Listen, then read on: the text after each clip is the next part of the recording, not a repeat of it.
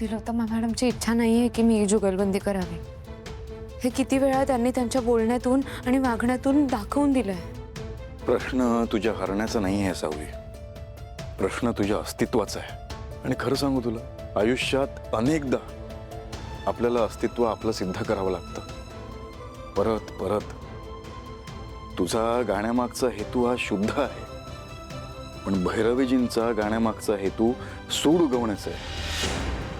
आणि एकदा सूड उगवण्याचा हेतू त्या गाण्यामध्ये आला किंवा कलेमध्ये आला ना, की त्या कलेतलं पावित्र्य संपतं।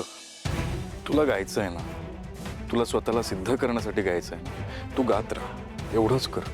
हो, पण तुम्हाला माहिती आहे ना, जर मी हरले तर मला गाणं कायमचं सोडावं लागेल।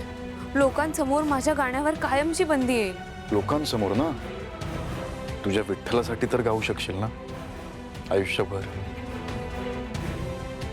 माझ्यासाठी गाऊ शकशील ना, आमच्या सगळ्यांसाठी गाऊ शकशील तू। आणि खरं सांगतो सावली, या जगात जर सगळ्यात मोठा फॅन तुझा कोणी असेल ना, तर तुम्ही। आम्ही सगळेच आहोत तुझ्यासोबत सावली।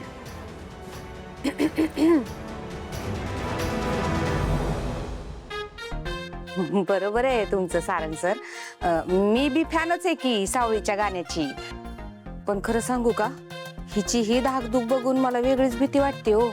नाही म्हणजे खरंच उद्या ही जुगलबंदी हारली आणि हिच्या गाण्यावर कायमची बंदी आली तर केवढं महागात पडेल अहो। हा, कशाला उगाच विषयाची परीक्षा घ्यायची सावळे, त्यापेक्षा मी म्हणते तू माघार घेऊन टाक। हा, माघार घेऊन टाक तू। तुम्हाला कधीपासून सावलीचा पोळका वाटू लागलाय की यात पण काय राजकारण आहे?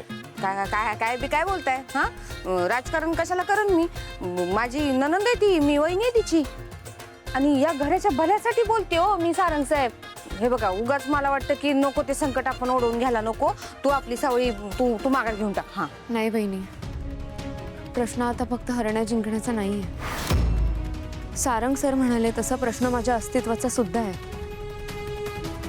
आणि काही झालं तरी मी या जुगलबंदीमध्ये गाणं गाणारच।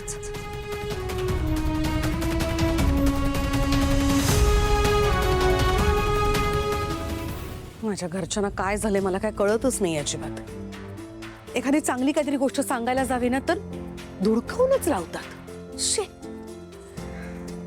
आपल्या घराची काहीतरी इज्जत आहे, अब्रू आहे, प्रतिष्ठा आहे, पण नाही, ऐकायचंच नाहीये ना।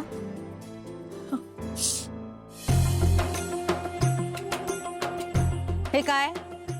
घराण्याची इज्जत, अब्रू, परंपरा, प्रतिष्ठा, अनुशासन सगळं आपल्या ठिकाणी, पण त्याहीपेक्षा महत्वाचं हे आहे। याचं काय करू मी?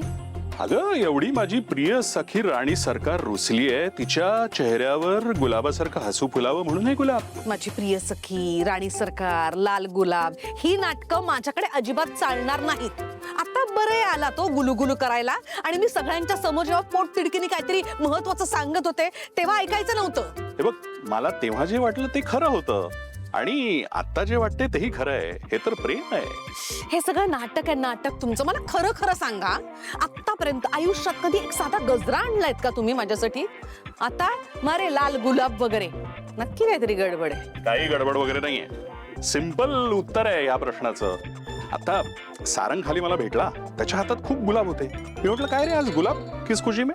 तो म्हणाला, बाबा आज रोज डे आहे, आपल्या बायकोला गुलाब द्यायचा असतो। म्हणून मी म्हटलं, ठीक आहे, मीही माझ्या बायकोला गुलाब देणार। कसं दिसेल ते?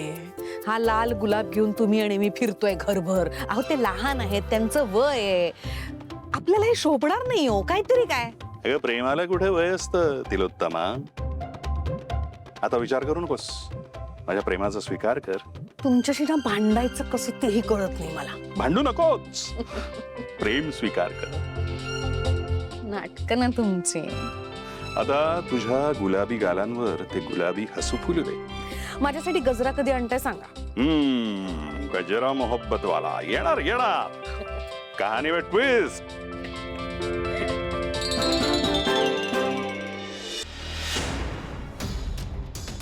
हॅलो माई, माई अनर्थ झाला माई। आता काय झालं? अहो, सावळी आता माघार घ्यायला तयार नाही। जुगलबंदी होणार म्हणजे होणारच। अच्छा, म्हणजे या पुरीला हिची लायकी अजून कळलेली दिसत नाहीये। आणि काय ग, तिलोत्तमा काय करत होती तिकडे? तिचं ऐकतात ना सगळे? ऐकलं नाही सावलीने तिचं? अहो त्यांनी प्रयत्न केले, पण काय झालं, सारंग आणि त्यांचे ते पप्पा अगदी चंद्रकांत त्या दोघांनी मिळून सावलीला समजावलं. नाही म्हणजे सावली थोडीशी हल्ली होती, पण ह्यांनी दिलं ना बॅकअप. हा मग कसली ऐकते. उलट आता तो जोमानं तयारीला लागली. म्हणजे मला तर ना वेगळीच भीती वाटू लागली. मला वाटतंय सावळीचा आवाज आता पहिल्यापेक्षा जास्त आत्मविश्वासाने घुमणार बघा. ठीक आहे जयंती, या पोरीला खूप आत्मविश्वास आहे ना, ती जिंकेल याचा. मग तिचा हाच अति आत्मविश्वास तिला आता घेऊन बुडेल. हौस आहे ना खूप जुगलबंदीची हिला, मग भागवूया की तिची हौस. होऊन जाऊ दे ही जुगलबंदी. पण माई जयंती, आता या सावलीला या जुगलबंदीत फक्त पराभवाचा सामना नाही करायचा आहे. तिला हरल्यावर कायमचं गाणं तर सोडावंच लागणार आहे. पण गाणं गाण्यासाठी जो गोड आवाज लागतो ना, तोही गमवावा लागेल तिला आता कायमचा.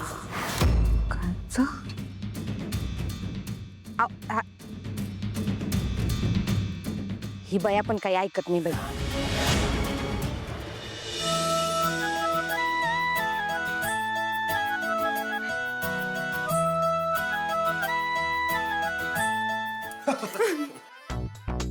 सारंगांनी वरती बोलवलंय. वरती कुठे? म्हणजे टेरेसवर बोलवलंय. जावा लवकर. इतक्या रात्री टेरेसवर कशाला? तर मला काय माहिती, मी का त्याचा पिये आहे का? हा, काहीतरी महत्वाचं बोलायचं असेल जावा. पण काय काम आहे, तुम्ही का नाही विचारलं त्यांना? किती प्रश्न विचारते. त्याने फक्त मला सांगितलंय की सावलीला सांग निरोप दे की टेरेसवर बोलवलंय. आता तू जा तिकडे, तो भेटला की तुला सांगेल. बस झालं, लवकर जा. का बिचारीला वाट बघायला लावतेस? जाते, पण जर तुम्ही मस्करी करत असाल ना तर बघा. तर बघा, एक गाणं काय रेकॉर्ड केलंस तर धमकी द्यायला लागलीस. जा, मी का मस्करी करेन. जा जा जा. जाते.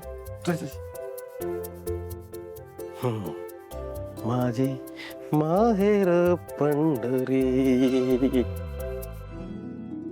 सारंग सर,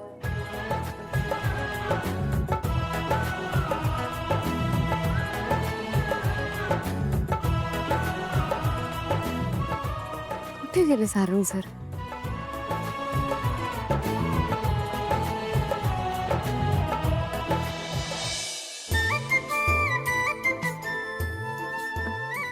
अहो सोडा, मला कोणीतरी बघेल.